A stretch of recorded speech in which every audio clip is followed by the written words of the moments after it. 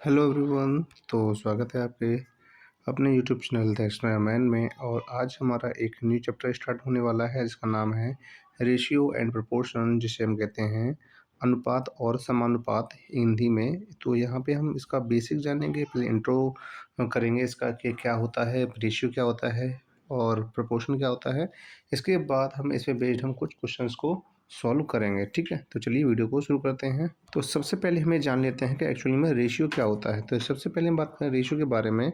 तो रेशियो एक ऐसा टर्म है जो किन्हीं दो वैल्यूज़ के बीच में होता है, जो किन्हीं दो वैल्यूज़ के बीच में होता है। जैसे कि 2:3, ये रेशियो का सिंबल है। दो 2 पॉइंट होते हैं, इसे बोला जाता है रेशियो का सिंबल। ठीक है ना।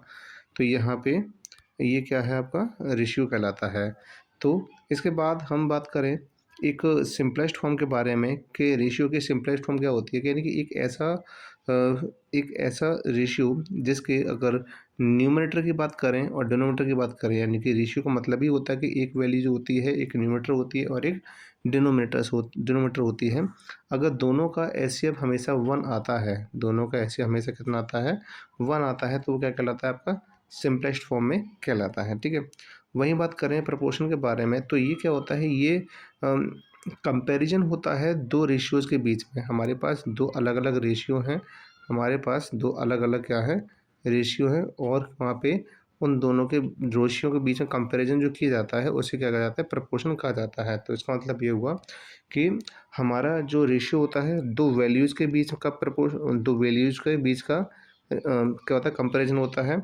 और जो प्रोपोर्शन होता है दो किसके बीच में, दो रेशियोज़ के बीच में कंपैरिजन होता है। ठीक है। अब हम समझते हैं मीन प्रोपोर्शन के बारे में। मीन प्रोपोर्शन क्या होता है, मीन प्रोपोर्शन में ये होता है a number is x called the mean proportion if any two given numbers. यानी कि हमारे पास कोई दो नंबर्स दिए गए हैं और उन दो नंबर्स के बीच का हमें अगर मीन प्रोपोर्शन निकालना है तो हम क्या करेंगे, हम करेंगे ये कि पहले हम जो दोनों नंबर्स दिए जाएंगे, जो रेशियो दिया जाएगा, हम उनको दोनों को मल्टीप्लाई कर देंगे और उनके ऊपर रूट लगा देंगे। तो ये होता है हमारा मीन प्रपोर्शन। ठीक है।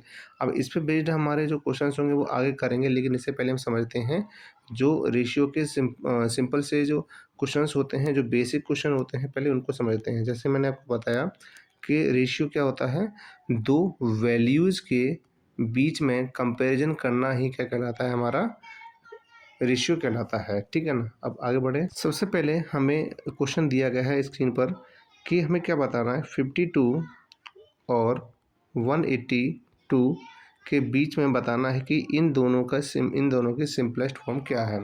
तो इन दोनों के सिंपलेस्ट फॉर्म इजीली जब पता कर सकते हैं जब हमें ये पता हो कि ये किस किस नंबर से डिवाइड हो रहे हैं। ठीक है ना।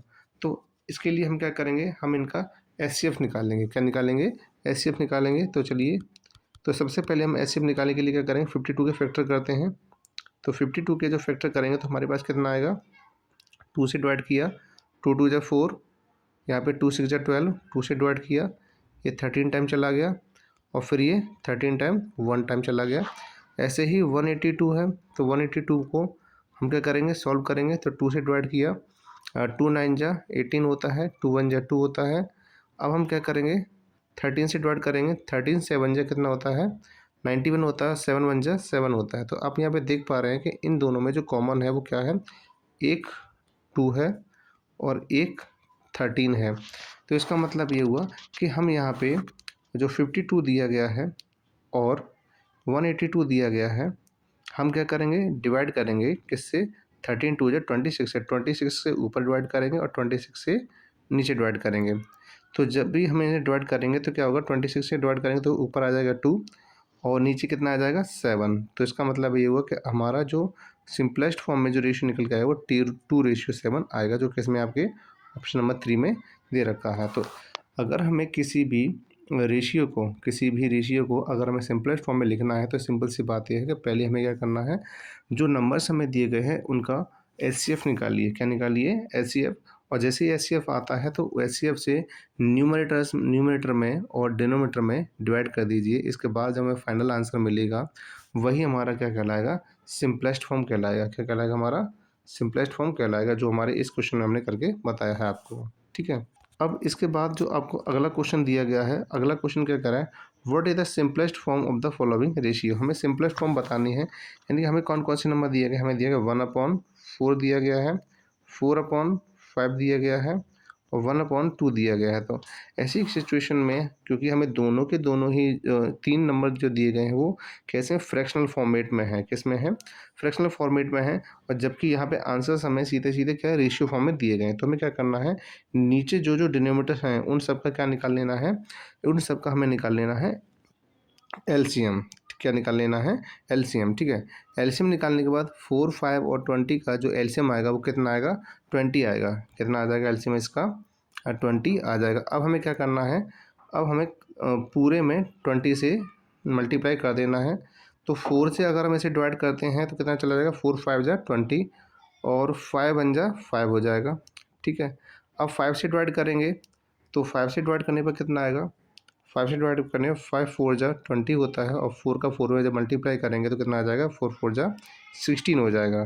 ठीक है, वहीं हम इसके बाद अब 2 से डिवाइड करें तो 2 2 10 जा कितना होता है, 20 होता है। 20 और 10 का जब मल्टीप्लाई करेंगे 1 में तो कितना आ जाएगा, 10 1 जा 10। तो इस तरीके से क्या आ जाएगा हमारे पास 5:16:10, जो किस में आ रहा है आपका 5:16:10, ऑप्शन नंबर ए के अंदर आ रहा है।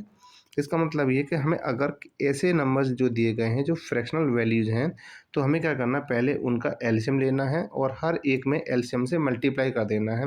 मल्टीप्लाई करने पर हमें सिंपल से आंसर मिलते जाएंगे और वही हमारा क्या हो जाएगा, रेशियो हो जाएगा। ठीक है, इसके बाद अगला क्वेश्चन हमें क्या दिया गया है, अगला क्वेश्चन हमें बिल्कुल वैसे ही है जैसे हमने पहले बताया कि पहला क्या करना है, 2/5 जो हमें नंबर दिया गया है, दूसरा दिया गया 5/6 और तीसरा दिया गया 3/4। तो ऐसी सिचुएशन में हमें करना क्या है, सिचुएशन में करना ये कि नीचे वाले तीनों नंबर्स का हमें एलसीएम लेना है। तो एलसीएम इनका कितना आएगा, 5 6 और 24 का एलसीएम कितना आ जाएगा, तो इसका एलसीएम आ जाएगा 60। अब हमें क्या करना है, 2/5 से, यानी कि हम सीधे सिंपल सी बात करें, हमें पूरे में मल्टीप्लाई करना होगा किससे, 60 से। तो 60 से मल्टीप्लाई करेंगे तो मल्टीप्लाई करने पर हमें क्या पता चलेगा, 5 से जब हम इसे डिवाइड करेंगे तो कितनी में चला जाएगा, 12 टाइम, और 12 का जब 2 में मल्टीप्लाई करेंगे कितना है, 12 2 जा 24 आ जाएगा। इसी तरीके से हम 6 से डिवाइड करेंगे तो 10 टाइम चला जाएगा और 10 से जब 5 में मल्टीप्लाई करेंगे तो कितना आ जाएगा, 50 आ जाएगा। इसके बाद अब हमें क्या करना है, 4 से डिवाइड करना है। 4 से जब 60 में डिवाइड करेंगे तो कितने में चला जाएगा, 15 10 और 15 3 कितना होता है, 45 होता है।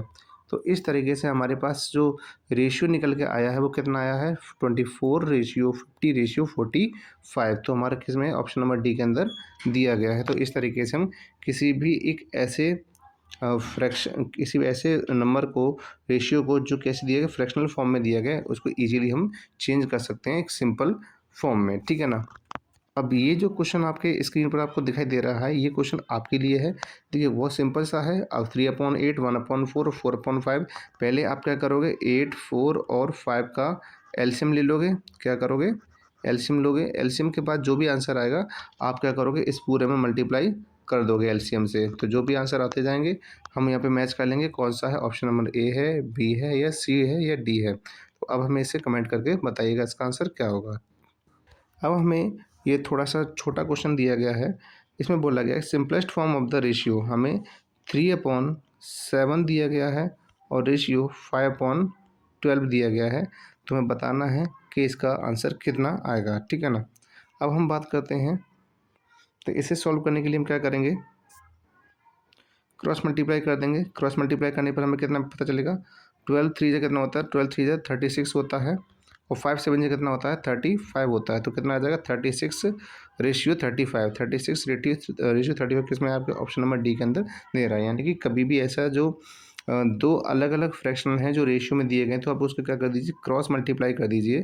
क्रॉस मल्टीपल से आपको पता चल जाएगा कि क्या आंसर आने वाला है। जैसे अभी हमने किया है, 3 का मल्टीप्लाई हमने किस में किया, 3 का मल्टीप्लाई किया हमने 12 में और 5 का मल्टीप्लाई किया हमने 7 में। तो हमारे पास आया 36:35।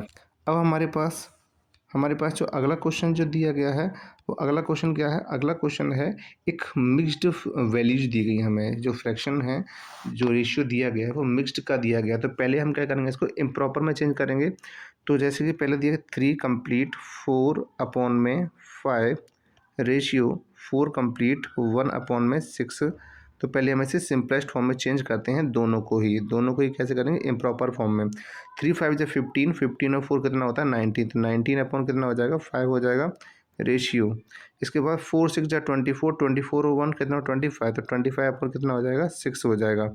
अब हमें क्या करना है, इनका क्रॉस मल्टीप्लिकेशन कर देना है। तो क्रॉस मल्टीप्लाई जब आप करोगे तो 5 टू 25 5 से कितना होता है 125 होता है, कितना होता है 125 होता है। 19 का जब 6 में मल्टीप्लाई करेंगे तो कितना, तो जब मल्टीप्लाई करेंगे 19 और 6 का तो हमारे पास कितना आंसर आ जाएगा 114 आंसर आ जाएगा। तो इस तरीके से हमें पता चला कि हमारा जो फाइनल आंसर है वो 114 रेशियो 125 है, जो किस में दिया गया, ऑप्शन नंबर डी के अंदर दिया गया है। अब आपके लिए जो क्वेश्चन है अगला, वो क्या है कि हमें एक 3 नंबर वाला हमें रेशियो दिया गया है, तो हमें करना कुछ नहीं है। सबसे पहले हमें इसे इम्प्रॉपर फ्रैक्शन में चेंज करना है, और इम्प्रॉपर फ्रैक्शन में चेंज करने के बाद जैसे हमने लास्ट क्वेश्चन हमने सॉल्व किए थे उसी तरीके से हमारे अलग अलग A upon B ratio, C upon D ratio, E upon F, इस टाइप से फॉर्मेट बन जाएगा। और जब ये फॉर्मेट बन जाएगा तो हम क्या कर सकते हैं, बी डी और एफ का हमें क्या नीचे वाली सभी वैल्यूज़ का क्या लेना होगा, एलसीएम लेना होगा, ठीक है ना। और फिर बाद में इसमें एलसीएम से मल्टीप्लाई कर देना होगा, तो हमारे पास एक आंसर आएगा जो ए बी सी डी में से कोई भी एक ऑप्शन होगा। तो इस क्वेश्चन का आंसर भी आप मुझे बताइएगा। तो इस तरीके से आपके पास 2 क्वेश्चन हो गए जो आपको सॉल्व करके बताने हैं। तो इसके साथ ही हम मिलते हैं नेक्स्ट वीडियो में, तब तक के लिए पढ़ते रहिए, खुश रहिए और स्वस्थ रहिए।